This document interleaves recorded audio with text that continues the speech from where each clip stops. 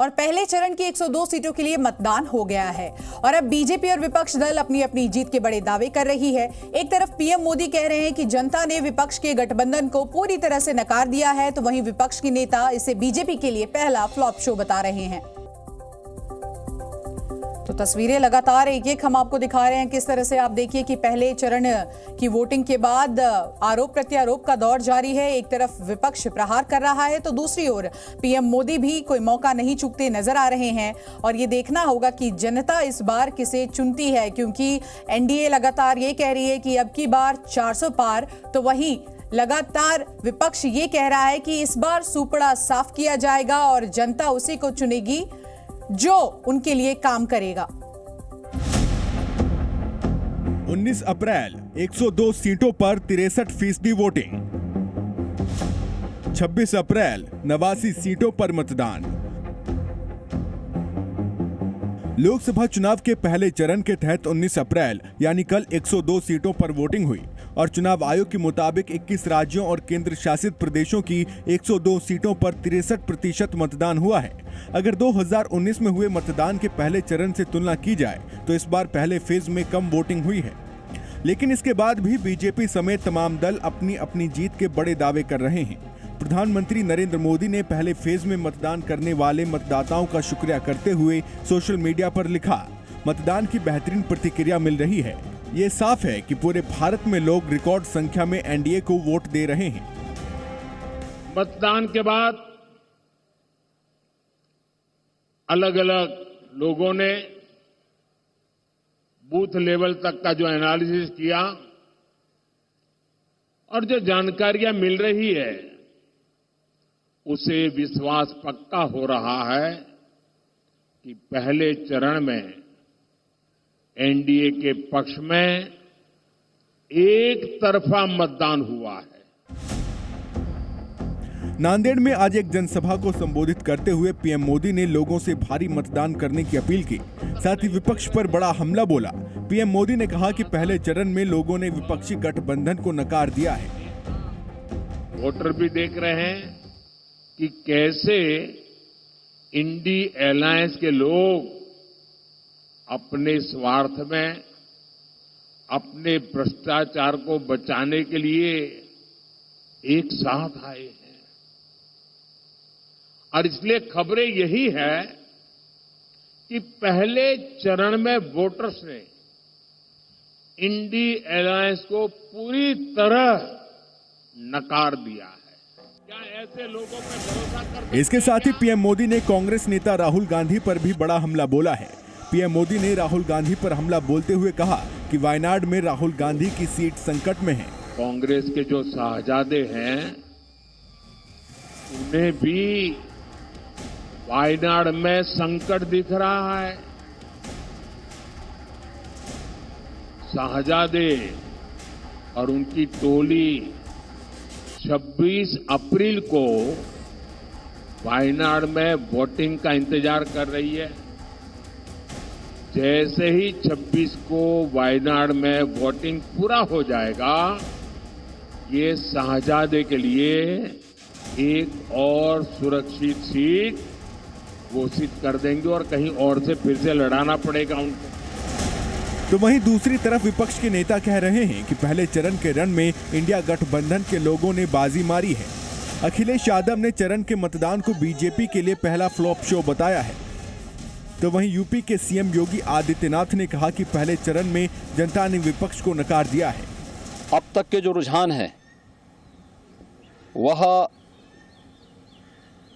इस बात को बहुत ही स्पष्टता के साथ प्रदर्शित करते हैं कि पूरे देश के अंदर आम जनमानस का जो मत है वह फिर एक बार मोदी सरकार के लिए प्रचंड रूप से सामने आ रहा है। 4 जून को पता चलेगा कि जनता ने एनडीए को चुना है या फिर विपक्षी गठबंधन ने 24 के रण में बाजी मारी है। लेकिन एक बात तो साफ है कि लोकतंत्र में जनता ही जनार्दन होती है और 4 जून को यह साफ हो जाएगा कि जनता का क्या फैसला है। ब्यूरो रिपोर्ट, जी मीडिया। और चलिए अब आपको बताते हैं कि आखिर कहां पर कितना मतदान हुआ है। सबसे पहले हम बात कर लेते हैं त्रिपुरा की, जहां पर आपको बता दें कि 80% मतदान किया गया है। जनता घरों से बाहर निकले, वोटरों ने वोट डाला। वहीं पश्चिम बंगाल की बात कर ले तो देखिए किस तरह से 78% यहां पर भी वोट डाले गए। असम में 70%, तमिलनाडु में 62%, मध्य प्रदेश की अगर हम बात करें तो यहां पर भी 63%। और लगातार तमाम नेता भी जनता से अपील करते रहे कि घरों से आप निकलिए, वोट कीजिए। तमिलनाडु की अगर हम बात करें तो देखिए लगातार हम आपको बता रहे हैं 62% यहां पर वोट डाला गया। मध्य प्रदेश में 63% वोट डाला गया। वहीं महाराष्ट्र की बात कर ले तो 55% वोट यहां पर हुआ है। और उत्तर प्रदेश में भी आप देखिए किस तरह से 54% वोट डाला गया। उत्तराखंड में भी लगभग स्थिति सामान्य ही नजर आई और यहां पर भी 54% ही वोट डाला गया। वहीं आप देखिए राजस्थान की अगर हम बात कर ले तो 52%, बिहार 48%। ये वो आंकड़े हैं जो बयां करते हैं कि कहां पर किसने कितना मतदान किया है। और जनता से, वोटरों से खासकर अपील की जा रही थी कि अपने घरों से निकलिए। गर्मी की मार है लेकिन अपने वोट का अधिकार आपको जरूर करना है।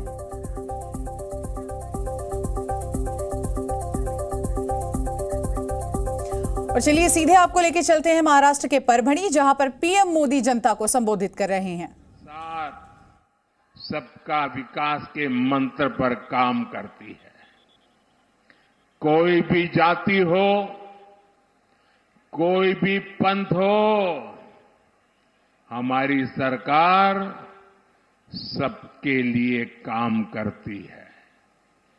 यहां परभणी में बिना भेदभाव करीब 40,000 गरीबों को पक्के घर दिए गए।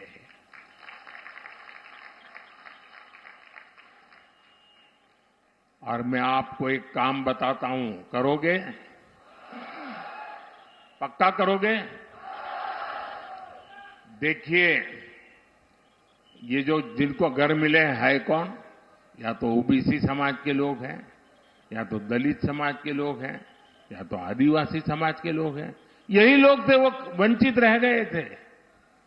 और मैंने इतना सारा किया है, लेकिन अभी जब आप लोगों के घर जाएंगे, गांव में जाएंगे और कहीं कोई इक्का दुक्का जिसको अभी घर मिलना बाकी हो, कोई इक्का दुक्का जिसको गैस का कनेक्शन मिलना बाकी हो, नल से जल मिलना बाकी हो, तो मेरी तरफ से उनको बता देना कि मोदी की गारंटी है, तीसरे टर्म में आपका काम भी हो जाएगा।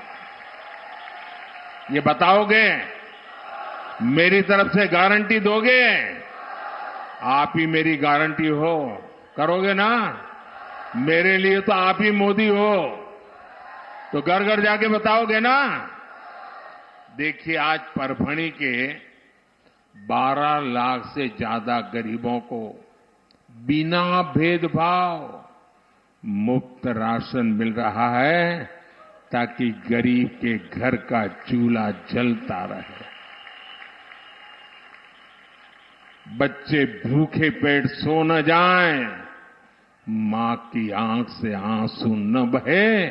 इसलिए मोदी 12 लाख परिवारों को यहीं पर मुफ्त राशन दे रहा है, आने वाले 5 साल भी देता रहेगा। आज परभणी में 17 जन औषधि केंद्रों में बिना भेदभाव सभी को 80% डिस्काउंट, 80% छूट पर दवा मिल रही है। यहां बिना भेदभाव 1.25 लाख से ज्यादा महिलाओं को उज्ज्वला गैस कनेक्शन दिया गया है। परभणी में आज 75% से ज्यादा घरों में नल से जल आने लगा है। इतना ही नहीं, एनडीए सरकार ने परभणी के 9 लाख से ज्यादा पशुओं को मुफ्त टीका भी लगाया है। कोई भी सरकार ऐसे तभी काम करती है जब वो गरीबों के प्रति संवेदनशील हो, सबकी चिंता करती हो। मैंने गरीबी की जिंदगी को जी है। मैं भी आप ही की तरह पिछड़े परिवार में से आ रहा हूं। जी न्यूज।